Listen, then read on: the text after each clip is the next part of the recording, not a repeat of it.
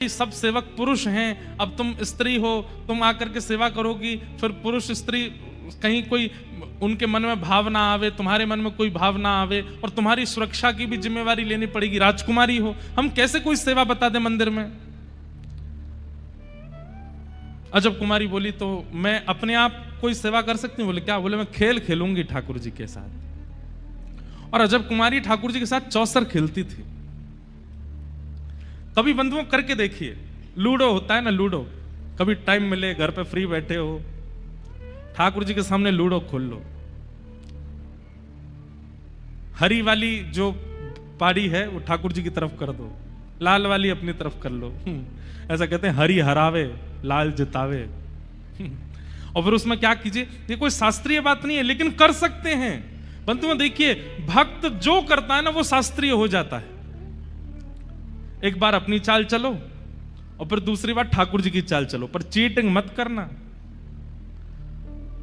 आप अनुभव करेंगे कि जब आपकी गोटी कटने वाली होगी ना ठाकुर जी से, तो ठाकुर जी के मुख पर एक अद्भुत प्रसन्नता होगी, और जब ठाकुर जी की आप काटने वाले होगे, ठाकुर जी के मुख पर थोड़ी सी उदासी दिखेगी, ठाकुर जी घबरा रहे, मेरी गोटी मत काटे।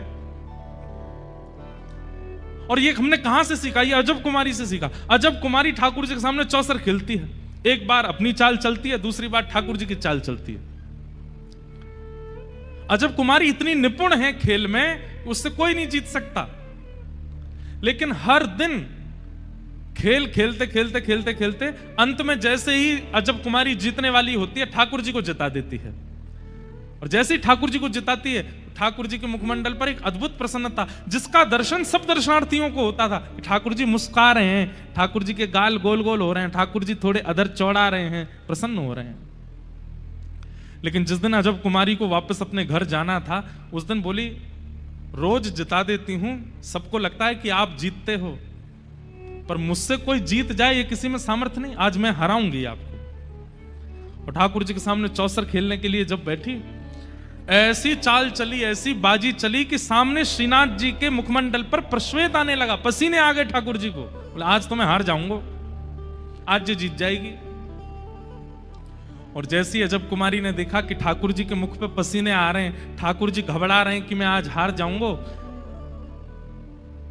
ठाकुर जी की हारी हुई बाजी को अंत में आते आते अजब कुमारी ने फिर जिता दिया, ठाकुर जी जीत गए। इतने प्रसन्न हो गए ठाकुर जी आज अजब कुमारी से, मानो सबको तो नहीं दिखा, लेकिन प्रत्यक्ष ठाकुर जी सामने आ गए, और सामने आकर के अजब कुमारी को हृदय से लगा लिया। हृदय से लगा के बोले, मांग, तुझे क्या चाहिए? बोले, या तुम मुझे अपने पास रख लो, या आप मेरे पास आ जाओ। मैं आपके पास रह पाऊं ऐसी अभी व्यवस्था नहीं बन पाएगी, इसलिए आप ही मेरे पास पधारो। और श्रीनाथ जी गोवर्धन से मेवाड़ पहुंच गए अजब कुमारी के पास। आज भी हमारे श्रीजी बाबा श्रीनाथ जी मेवाड़ में विराजमान है। किसके लिए? अजब कुमारी के लिए। कहने का अभिप्राय, ठाकुर जी मूर्तिमंत हैं, लेकिन अजब कुमारी ने अपनी भावना से ठाकुर जी के उस मूर्तिमंत को सचल कर दिया। हम आज भी अपने ठाकुर जी को मूर्तिमंत ही देख रहे हैं, हमारे ठाकुर जी सचल नहीं होते। क्यों? हमारी भक्ति में कमी है, हमारे विश्वास में कमी है, हम ठाकुर जी को सत्य मानते नहीं हैं, इसलिए ठाकुर जी सचल होते नहीं हैं।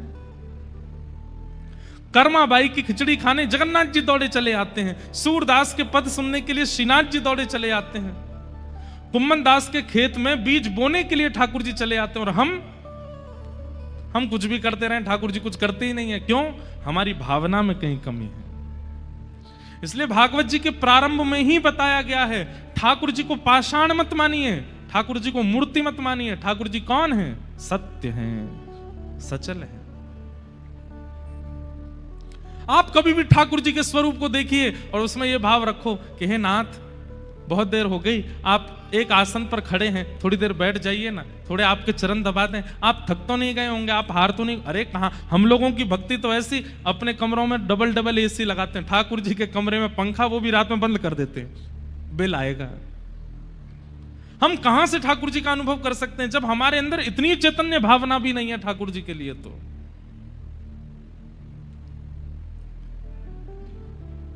अपना ध्यान बाद में रखे, ठाकुर जी का पहले रखे, उसी को अनुभव कराते हैं ठाकुर जी।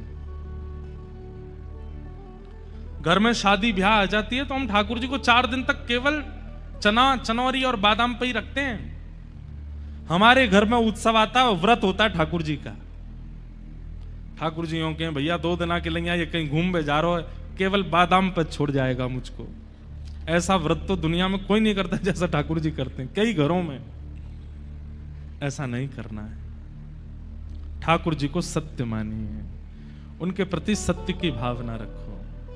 ठाकुर जी सचल है।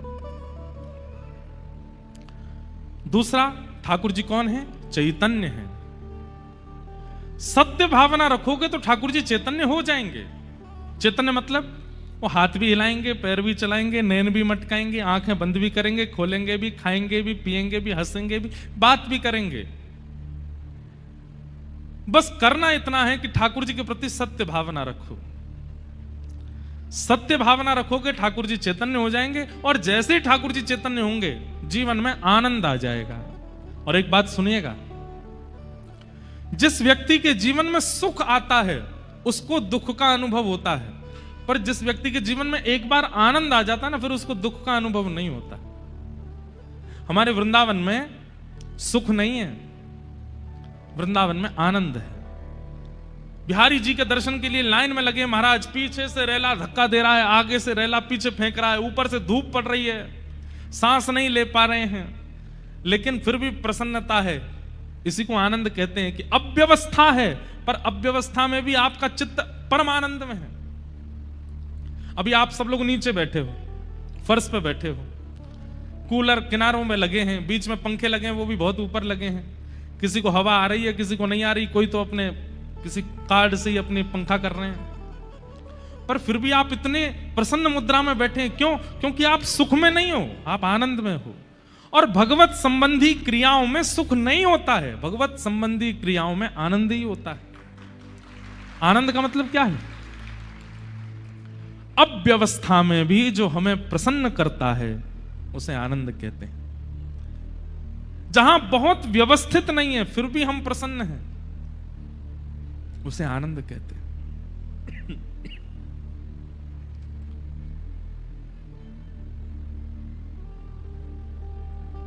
उसे आनंद। इसीलिए नंद घर आनंद भयो, नंद घर सुख भयो, यशोदा घर सुख भयो नहीं गाते। सुख संसारी वस्तुओं से मिलता है। गुलाब जामुन सुख देता है, रसगुल्ला सुख देता है, समोसा सुख देता है,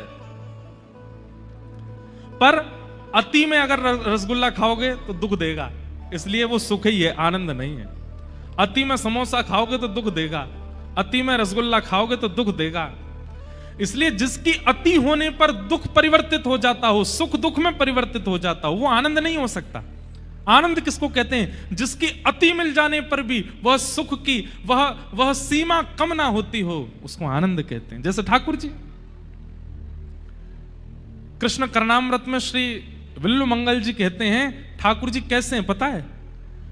जितनी बार आप पलक झपकोगे और पलक झपक के दोबारा खोल के देखोगे, पलक झपकने से पहले जितने सुंदर थे, पलक झपकने के बाद और सुंदर ठाकुर जी लगेंगे, फिर पलक झपकोगे और सुंदर हो जाएंगे, फिर पलक झपकोगे और सुंदर हो जाएंगे। ठाकुर जी का अब किसी लड़के ने अपनी माता पिता से कहा खरगोन की सबसे सुंदर कन्या से मेरा ब्याह कराओ, करा दिया। लेकिन कुछ दिन बाद वो कितनी भी सुंदर हो,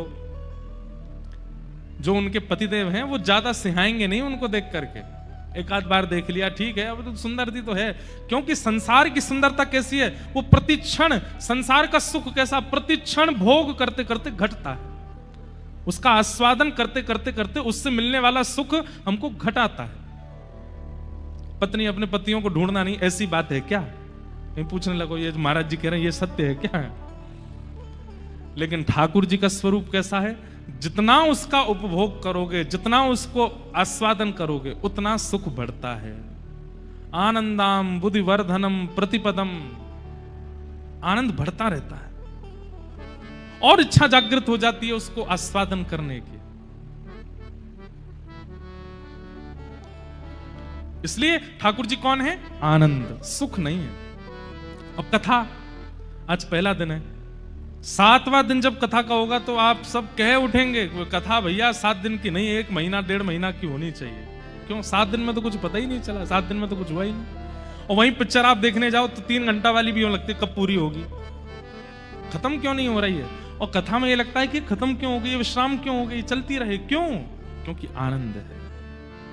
शासन पर व्यास विराजमान है, भागवत जी की पवित्रतम कथा चल रही है, उस समय एक बार हरि बोल बोला जाता है तो वो 1 लाख के समान हो जाता है। एक बार राधे श्याम बोला जाए, एक बार सीताराम बोला जाए तो फिर वो 1 लाख के समान ही उसका बल होता है। इसलिए कथा में भगवान नाम जब व्यास मंच से बुलवाया जाए ना तो खूब उत्साह से बोलना चाहिए। इतना सुंदर चरित्र श्री चैतन्य महाप्रभु का। आप श्री नित्यानंद महाप्रभु को और श्री हरिदास ठाकुर जी आपके दोनों अनुयायी हुए, उनसे कहते हैं कि जाओ और घर घर से नाम की भिक्षा लेके आओ। अगर कोई राजी राजी हरि नाम नहीं बोलेगा तो जिद करके बुलवाएंगे, लेकिन बुलवाएंगे।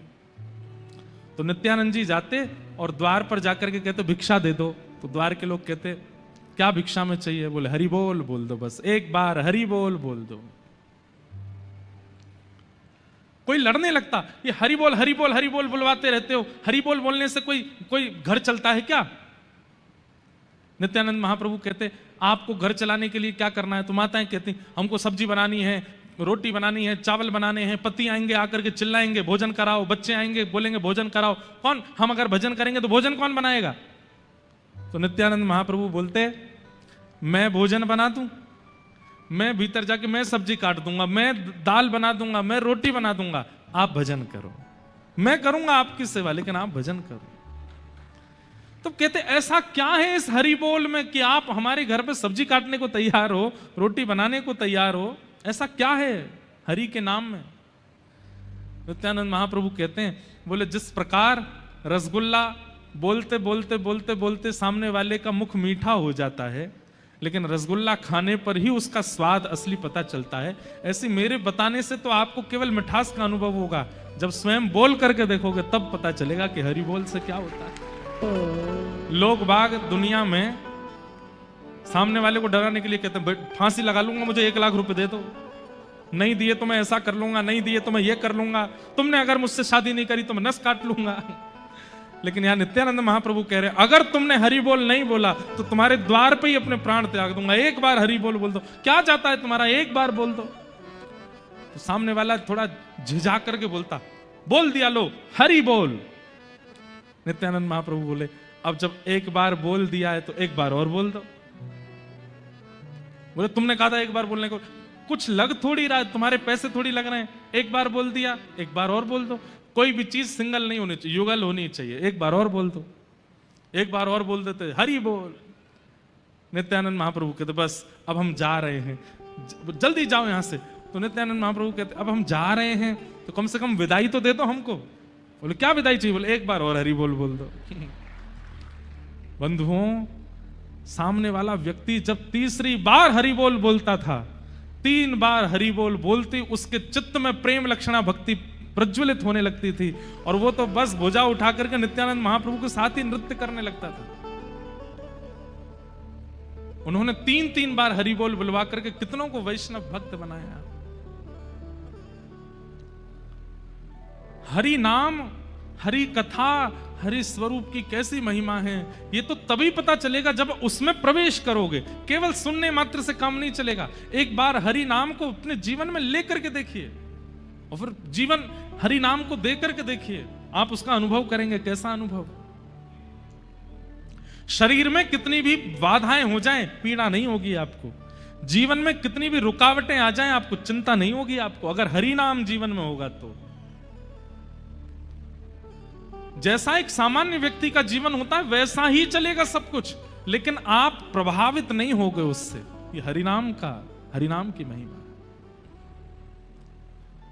ऐसे भगवान सच्चिदानंद रूपाय, 3 रूप हैं, सत्य, चैतन्य और आनंद। विश्वोत्पत्त्यादि हेतवे, विश्व की उत्पत्ति, पालन और संहार जो करते हैं। तापत्रय विनाशाय, 3 प्रकार के तापों का जो उपशमन करते हैं। श्री कृष्णाय वयम नमः, ऐसे श्री कृष्ण को हम बारंबार प्रणाम करते हैं। एक बात बोलें बंधुओं, ठाकुर जी की सेवा अगर घर पर विराजमान है और आप ठाकुर जी की खूब सेवा करते हैं, कथा सुनते हैं, सत्संग करते हैं, तिलक लगाते हैं, कंठी पहनते हैं, एकादशी करते हैं, तो संसारी उपलब्धियां और संसारी रुकावटों से आप विचलित नहीं होंगे। ये एक घोर संसारी व्यक्ति का लक्षण है कि वो रोता ही रहता है, मुझे ये नहीं मिला, मुझे ये नहीं मिल रहा, मेरे साथ ये नहीं हो रहा, मेरा ये काम नहीं बन रहा, मेरे बच्चों को ये प्राप्त नहीं हो रहा, मेरी पत्नी ऐसी। वो रोने वाली जो स्थिति है वो महासंसारी व्यक्ति की होती है। भगवत भक्त कभी रोता नहीं, वो हर चीज का धन्यवाद और कहता है। जैसे कहीं पर इन्वेस्टमेंट किया और लॉस हो गया, धन्यवाद ठाकुर जी, आपकी बड़ी कृपा। निश्चित ही ये पैसा अगर मेरे पास रहता तो मेरे और मेरे परिवार के लोगों की मति को भ्रष्ट कर देता, आपने कहीं लगवा करके नष्ट करवा दिया, बहुत बहुत कृपा आपकी, धन्यवाद। वैष्णव व्यक्ति हर स्थिति की धन्यवाद कहता है। पत्नी अनुकूल मिल गई, धन्यवाद प्रभु, मैं अकेला भजन करता था, अब दोनों भजन करेंगे। और प्रतिकूल मिल गई तो भी ठाकुर जी बड़ी कृपा आपकी, आपने प्रतिकूल पत्नी दी है, मेरी सुनती ही नहीं है, मेरी मानती ही नहीं है, मेरे प्रति बिल्कुल सम्मान नहीं रखती, बहुत अच्छी कृपा है आपकी। क्यों? अगर जरा भी सम्मान करती, प्रेम करती तो इससे भी प्रेम हो जाता मुझे। आपने अच्छा किया, इसको विपरीत रखा, अब इसके बट का प्रेम भी आपसे ही करूंगा मैं। हर चीज में प्रसन्न। चलते चलते गिर गए, पांव टूट गया, जय हो ठाकुर जी, बड़ी कृपा आपकी, वाह, पांव तोड़ दिया मेरा, हड्डी हड्डी सब टूट टाट गई है भीतर, डॉक्टरों ने कहा है 3 फ्रैक्चर आए हैं। मुझे पता है आप चाहते हैं कि मैं कुछ दिन आराम करूं, इसीलिए मेरा पांव तोड़वा दे। कोई नहीं, अब आराम करूंगा, आप जैसे चाहोगे। वैष्णव व्यक्ति का यह स्वरूप होता है, वो किसी भी बात की ठाकुर जी से शिकायत नहीं करता, हर स्थिति को स्वीकार करता है, चाहे जैसी हो।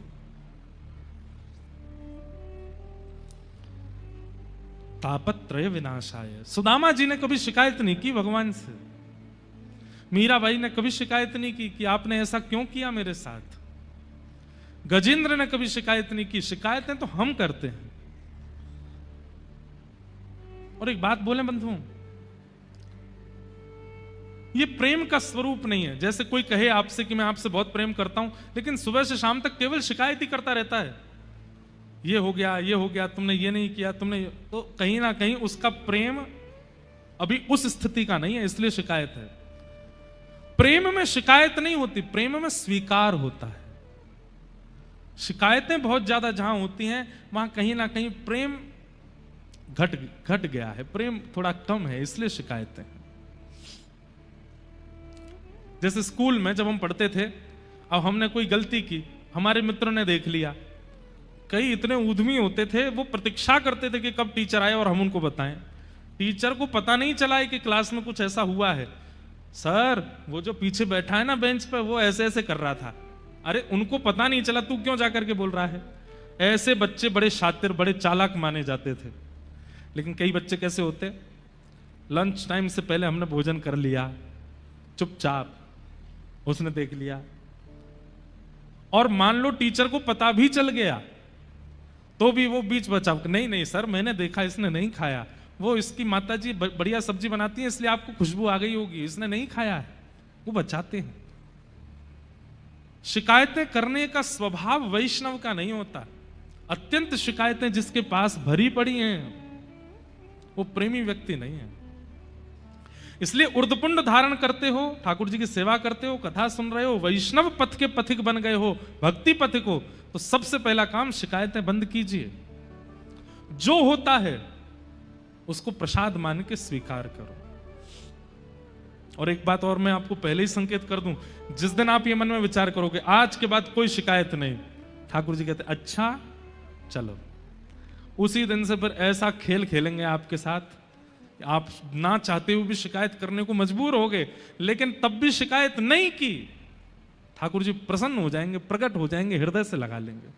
नृसिंह भगवान, सुनो, प्रहलाद जी के साथ में क्या नहीं हुआ, दैत्य पिता, दैत्य मां, दैत्य परिवार, दैत्य भाई, दैत्य कुल, सब कुछ विपरीत। पिता ने मारने का प्रयास किया, जिनके लिए शास्त्र कहते हैं कि माता पिता सदैव पूजनीय हैं, वो वंदनीय हैं, वो जो करें सब स्वीकार करो। लेकिन प्रहलाद जी जैसे पिता, हिरण्यकश्यप जैसा पिता।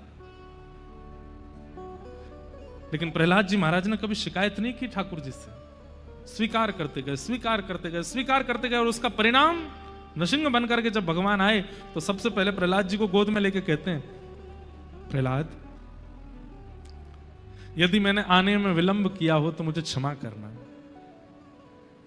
तुम्हारे साथ कुछ गलत हुआ, ये सब मैं देखता रहा, इसके लिए मुझे क्षमा करना। तो प्रहलाद जी महाराज कहते हैं, भगवान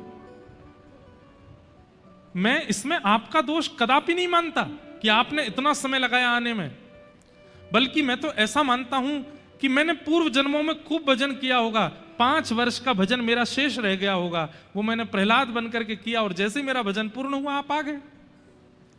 अब इस बीच में मेरे साथ जो हुआ उनकी मुझे कोई शिकायत नहीं है आपसे, ये मेरा प्रारब्ध रहा होगा। और एक बात कहें बंधुओं, प्रेमी व्यक्ति के प्रति और प्रेम प्रकट हो जाता है जब वो व्यक्ति सह करके भी शिकायत नहीं करता। जैसे मां, घर की मां होती है ना, पति बाहर, बेटा बाहर, बच्चे सब दूर, अकेली मां घर पर रहती है।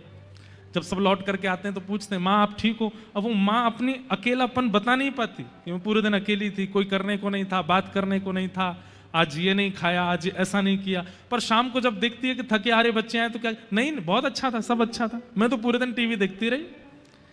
पूरे दिन उसने सहा है लेकिन फिर भी वो शिकायत नहीं करती। ये प्रेमी व्यक्ति का भी लक्षण है और पुण्यात्मा व्यक्ति का भी लक्षण है कि वो शिकायतें प्रस्तुत नहीं करता, अगर वो प्रेम करता है तो, और जिससे प्रेम करता है उससे शिकायतें नहीं करता।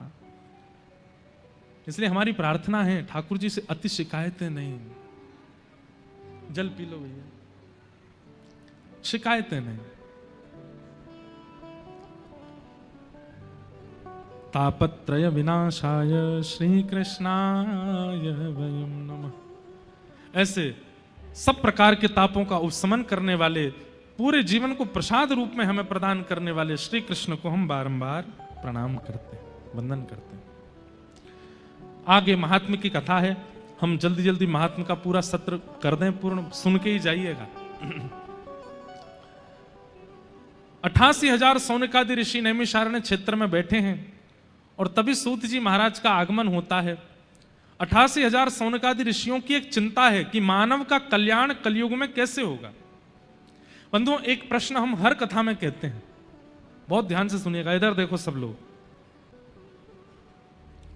कल्याण शब्द सब जानते हैं, पर वास्तव में मानव कल्याण कहते किसको है? हमारा कल्याण किस में है? कभी विचार किया? मेरा कल्याण किस में होगा? मैं ऐसा क्या करूं जिससे मेरा कल्याण हो? तो आप विचार करेंगे कि अति धन कमाने से कल्याण होगा, तो रावण का नहीं हुआ था। आप विचार करेंगे कि सुंदर पत्नी के होने से कल्याण होगा, मंदोदरी सुंदर भी थी। आप मन में विचार करेंगे कि बहुत ऐश्वर्य, यश और कीर्ति होने से कल्याण होता है। कीर्ति हिरण्यकश्यप और हिरण्याक्ष की तीनों लोकों में थी। कीर्ति होना, संपत्ति होना, धन होना, पढ़ लिख करके योग्य बनना। रावण बहुत विद्वान था।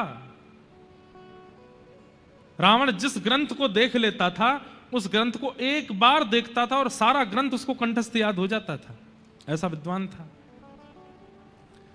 पढ़ा लिखा होना, धनवान होना, कीर्तिवान होना,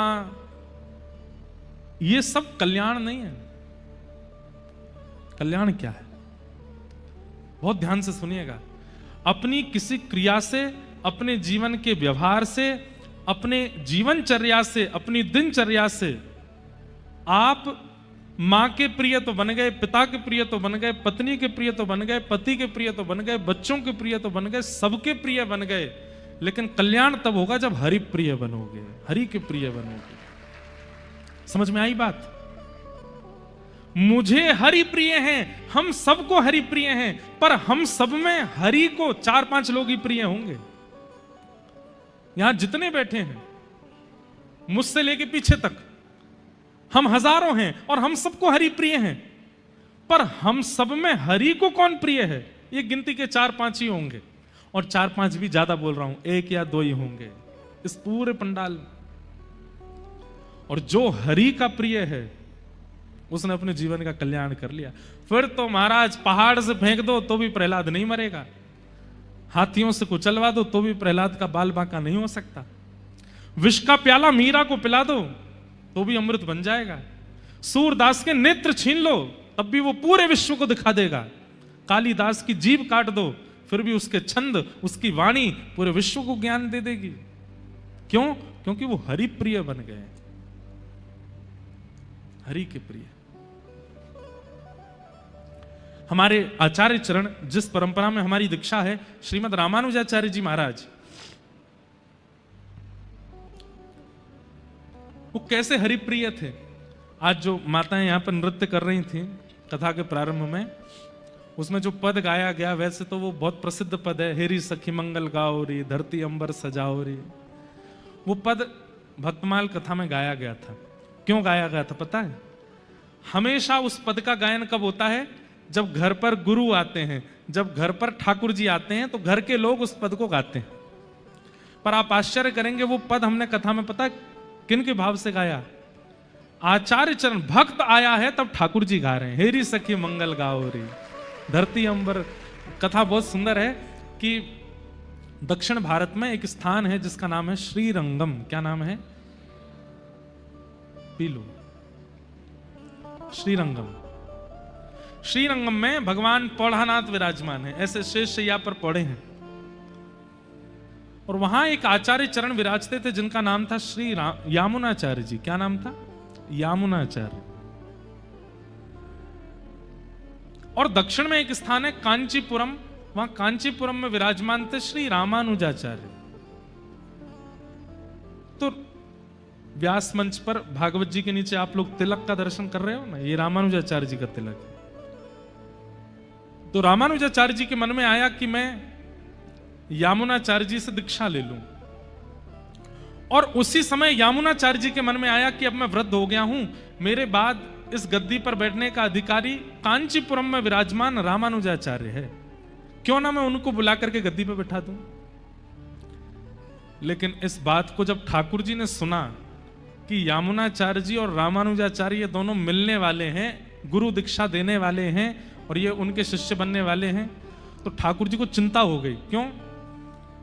बोले भैया अगर ये दोनों आचार्य मिल गए तो पूरी पृथ्वी का कल्याण करके, उद्धार करके सबको वैकुंठ पहुंचा देंगे, और फिर पृथ्वी पर कोई बचेगा नहीं जन्म लेने के लिए। ये पृथ्वी केवल समुद्र और पेड़ पौधों से ही घूमती रहेगी अकेली, इस पर मानव तो बचेंगे ही नहीं। और केवल मानव नहीं, ये जीवात्माओं का भी कल्याण कर देंगे, ये पशु पक्षियों का भी कल्याण कर देंगे, क्योंकि दोनों में भक्ति की ऐसी स्थिति है, ये जहां जाएंगे वहां कल्याण करते चले जाएंगे। और अगर ये दोनों मिल गए, पूरे विश्व का कल्याण हो गया, तो फिर धरती कैसे चलेगी? इसलिए ठाकुर जी ने विचार किया इन दोनों का मिलन होना नहीं चाहिए। सोचो, ठाकुर जी कह रहे हैं ये दो भक्त मिल ना जाएं, क्योंकि ये दोनों मिल गए तो पूरी पृथ्वी का वैकुंठ गमन करा देंगे, सबका कल्याण कर देंगे। तो यामुनाचार्य जी गए, ठाकुर जी पौढ़ानाथ रंगनाथ भगवान के पास जाकर के बोले, भगवान आपने मुझे स्मरण किया। तब ठाकुर जी बोले, यामुनाचार्य जी अब मुझे आपकी बहुत याद आ रही है, अब आप एक काम करो। बोले क्या? धराधाम छोड़ करके वैकुंठ आ जाओ मेरे पास। तो यामुनाचार्य जी बोले, भगवान अभी मेरे को रोग लगा है, रोग ठीक हो जाए, बिल्कुल स्वस्थ हो जाए, फिर मैं वैकुंठ आ जाऊंगा। बोले नहीं, अब मुझसे रहा नहीं जा रहा, अब तुम जल्दी आओ मेरे पास। क्योंकि ठाकुर जी चाह रहे हैं कि रामानुजाचार्य आए उससे पहले ये वैकुंठ आ जाएं। तो यामुनाचार्य जी बोले, मेरे कुछ काम रह गए, उसके लिए कुछ समय मिल जाएगा? ठाकुर जी बोले, कितना समय चाहिए? तो यामुनाचार्य जी बोले, केवल 8 दिन का समय दे दो। ठाकुर जी बोले, 8 दिन में तो रामानुजाचार्य जी नहीं आ पाएंगे, 8 दिन मांग रहे हैं, दे देते हैं। तो ठीक है, 8 दिन में आप वैकुंठ आ जाना। यामुनाचार्य जी बोले, ठीक है। ध्यान से सुनिएगा, बहुत सुंदर लीला है। ठाकुर जी चतुर हैं, पर भक्त चतुर शिरोमणि होते हैं। भक्त जो है ना वो संसार के सामने तो बहुत सीधा होता है, पर ठाकुर जी के आगे चतुर बन जाता है। ठाकुर जी की चतुराई नहीं चलती भक्तों के आगे। तो यामुनाचार्य जी बोले 8 दिन का समय दे दो। तो जब यामुनाचार्य जी चले गए, भगवान ने कहा ठीक है 8 दिन बाद आप वैकुंठ आ जाइए। ठाकुर जी सोच रहे हैं इन्होंने 8 दिन क्यों मांगे। तब उनको पता चला अरे इन्होंने एक सेवक को अभी कांचीपुरम भेजा है और यहां से कांचीपुरम जाने में 4 दिन लगते हैं। 4 दिन में वो सेवक पहुंचेगा और जैसे ही रामानुजाचार्य जी से कहेगा कि यामुनाचार्य जी बुला रहे हैं, रामानुजाचार्य जी तुरंत निकलेंगे और 4 दिन में वो आ जाएंगे।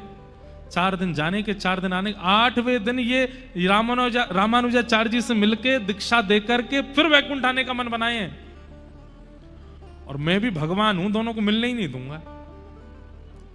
अब 4 दिन में सेवक पहुंचा और जैसे ही उसने रामानुजाचार्य जी से कहा कि यामुनाचार्य जी याद कर रहे हैं, तो रामानुजाचार्य जी तो बोले मैं तो बहुत दिन से सोच ही रहा था कि मैं जाके दीक्षा ले लूं। तुरंत चल दिए।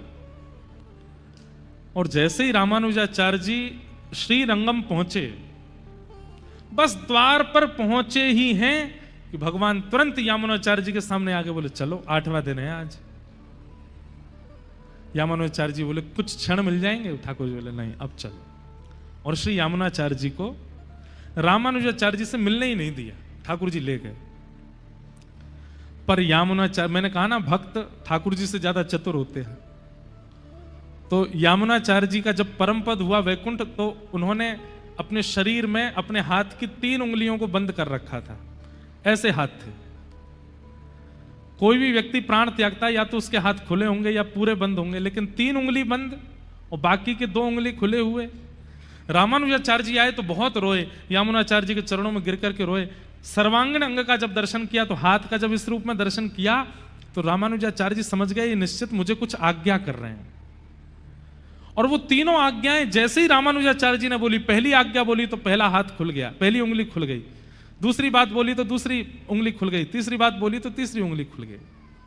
मतलब भले ही वो चले गए, लेकिन फिर भी रामानुजाचार्य जी को ज्ञान दीक्षा तो दे ही गए तीनों आज्ञाओं से। और 3 आज्ञा कौन कौन सी थी? पहली आज्ञा थी, रामानुजाचार्य जी बोले गुरुदेव आप चाहते हैं कि मैं श्री भाष्य की रचना करूं? तुरंत पहली उंगली खुल गई। आप आज्ञा कर रहे हैं कि दक्षिण भारत में लिखे हुए जितने भी हमारे दिव्य प्रबंध हैं उनको मैं संस्कृत भाषा में लिखूं? दूसरी उंगली खुल गई। और तीसरी उंगली में आप चाहते हैं कि मैं वैष्णव धर्म का 10 दिशाओं में प्रचार करूं? तीसरी उंगली खुल गई। दीक्षा हो गई। लेकिन रामानुजाचार्य जी ठाकुर जी से नाराज हो गए। आपने मुझे मेरे गुरुदेव से मिलने नहीं दिया, अब मैं जीवन में यहां कभी नहीं आऊंगा। और ऐसा कहकर के रामानुजाचार्य जी चले गए। तो ठाकुर जी इतने व्याकुल हो गए कि मेरे भक्त चले गए, पर वास्तव में तो ये दोनों मिल जाते तो पूरी पृथ्वी का कल्याण हो जाता। अब श्रीरंगम की गद्दी पर रामानुजाचार्य जी के अलावा बैठने योग्य कोई और था नहीं। तब सब लोगों ने ठाकुर जी से प्रार्थना की कि नाथ, यामुनाचार्य जी के बाद अब कोई आचार्य पदवी पर होना चाहिए। कौन? बोले एक ही है, कांचीपुरम में रामानुजाचार्य, लेकिन वो हमसे नाराज हैं, वो आएंगे नहीं। तो बोले कैसे आएंगे? बोले एक तरीका है, वो कांचीपुरम में जिस भगवान की आराधना करते हैं वो भी मेरा ही स्वरूप है, वरदराज भगवान। अगर वो प्रसन्न होकर के उनको भेज दें तो वो आ जाएंगे। सब लोगों ने पूछा वो प्रसन्न कैसे होंगे? बोले कोई अच्छा संगीत का ज्ञाता जाकर के अगर सुंदर सुंदर गायन करे तो ठाकुर जी प्रसन्न होकर के कहेंगे मैं बहुत प्रसन्न हूं, वरदान मांगो क्या चाहिए? तो वरदान में रामानुजाचार्य जी को मांग लाना। तो उन्होंने कहा, यामुनाचार्य जी के पुत्र थे, उनसे कहा तुम गाते बहुत अच्छा हो, तुम जाओ कांची, और कांची में शंख चक्र गदा पद्मधारी जो मेरा स्वरूप वरदराज का है उनके सामने गाना, और मैं गा करके वहां तुमसे कहूंगा वरदान मांगो, मैं तुमसे बहुत प्रसन्न हूं। तो तुम रामानुजाचार्य जी को मांग लेना। ठाकुर जी आज्ञा करेंगे तो रामानुजाचार्य जी को आना पड़ेगा। तब वो गए, वहां जाकर के गायन किया। वरदराज भगवान बोले वरदान मांगो, तो कहा कि महाराज या रामानुजाचार्य जी को हमें दे दो। तो वरदराज भगवान ने रामानुजाचार्य जी से कहा कि अब आप श्रीरंगम जाओ, हमारी आज्ञा है। रामानुजाचार्य जी बोले मैं तो वचन लेके आया हूं कि मैं कभी नहीं जाऊंगा, उन्होंने मुझको मेरे गुरुदेव से मिलने नहीं दिया, मैं कैसे जाऊं उनके पास? बोले हमारी आज्ञा है, तुमको जाना पड़ेगा। तब रामानुजाचार्य जी श्रीरंगम आए और जब श्रीरंगम रामानुजाचार्य जी आ रहे थे तब ठाकुर जी गा रहे हैं, हेरी सखी मंगल गाओ रे, धरती अंबर सजाओ रे, उतरेगी आज मेरे पी की सवारी। और ऐसा वाणियों में सुनने में आया है, ठाकुर जी शंख चक्र गदा पद्म धारण करके सचल हो गए, हलवाइयों के पास जाते हैं, क्या बना रहे हो, ऐसे बनाओ, सजावट करने वालों के पास जाते हैं, यहां पर फूल लगाओ, यहां पर गुच्छा लगाओ, मेरे रामानुजाचार्य आ रहे हैं। सुंदर रंगोली बनाने वाली बहनों के पास जाते हैं, बोले ऐसी रंगोली काढ़ो, मेरे रामानुजाचार्य आ रहे हैं।